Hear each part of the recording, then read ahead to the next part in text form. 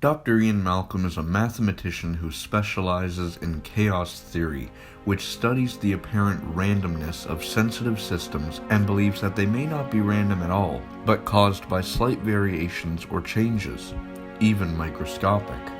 Malcolm's exact date of birth is currently unknown, but it is believed he was around his late 30s or early 40s during the Jurassic Park incident. Very little is known about his youth. At some point as an adult, he gained a doctorate in mathematics and dedicated his studies to chaos theory, becoming a chaotician. In 1993, Malcolm was approached by John Hammond and InGen about a project they were conducting on a remote island off the coast of Costa Rica. Malcolm believed from the get-go that Hammond's island would ultimately fail.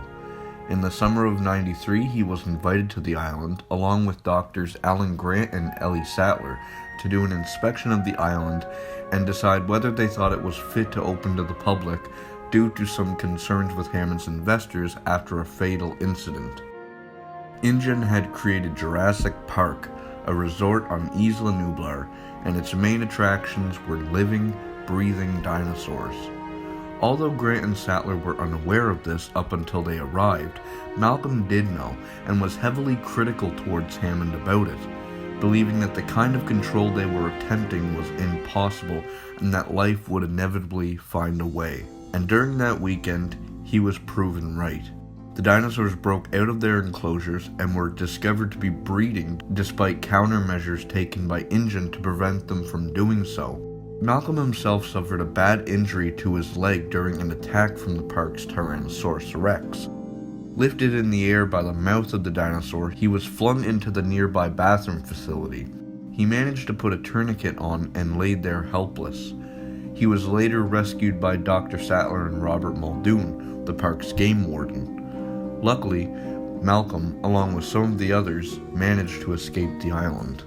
After the incident of Isla Nublar, InGen paid out to the members of the inspection team to keep quiet about the accident in the park, but Malcolm didn't listen.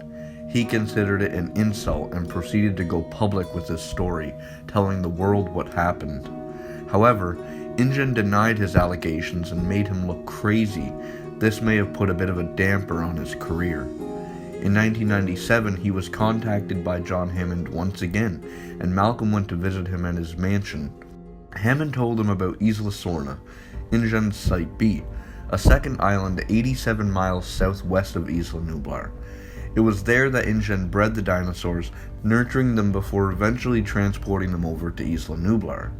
The InGen board of directors had been trying to seize control of the company from Hammond for years, ever since 1993, and he had managed to stop them until now. Unfortunately, a family had stumbled across Site B, and their young daughter was hurt by a Compsognathus. InGen used this to replace Hammond as CEO with his nephew, Peter Ludlow. Hammond had managed to keep the dinosaurs on Isla Sorna alive and thriving, free from intervention for 4 years. But now InGen wanted to capture them and put them in their planned Jurassic Park, San Diego. Hammond wanted Malcolm to go with a group of 3 other people to document the animals so he could use public interest to keep the dinosaurs there. Initially, Malcolm flatly declined. However, once he heard his girlfriend, Sarah Harding, was already there, he quickly changed his mind and turned it into a rescue operation. Once arriving on Isla Sorna and finding Sarah, Ian quickly wanted to leave, but InGen's team had already arrived. Hammond's group witnessed them capture dinosaurs, spy on their base camp, and eventually team up with them once both teams' equipment was destroyed. Making it to an old InGen compound, they managed to contact the mainland and call for rescue, and eventually escaping, although not short of any casualties. However, InGen didn't leave empty-handed, and they managed to capture and leave with 2 Tyrannosauruses, an adult male and a juvenile. When they got back to the mainland, the adult managed to escape its containment and wreak havoc on the city. Ian and Sarah managed to lure it back to the boat using the infant Tyrannosaur, where it was recaptured and sent back to Isla Sorna. Due to this incident, Hammond managed to work with the Costa Rican government to establish a set of rules for the isolation of Site B, allowing the dinosaurs to live on their own. Dr. Malcolm is known to have at least 3 kids, one of which is Kelly Malcolm, who was also present during the Isla Sorna incident of 1997.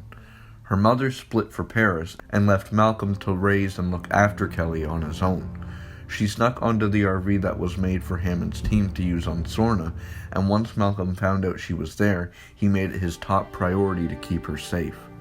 Jumping to 2018, and Mount Sibo, Isla Nublar's previously dormant volcano, is ready to explode. The US government calls a hearing to decide what their action will be and whether to save the dinosaurs. They called upon Ian Malcolm to speak at the hearing, as he was a key witness to not one but 2 incidents involving InGen's creations. Malcolm believes that the dinosaurs should be left to go extinct, stating that what InGen did altered the course of natural history, and the eruption would be a correction.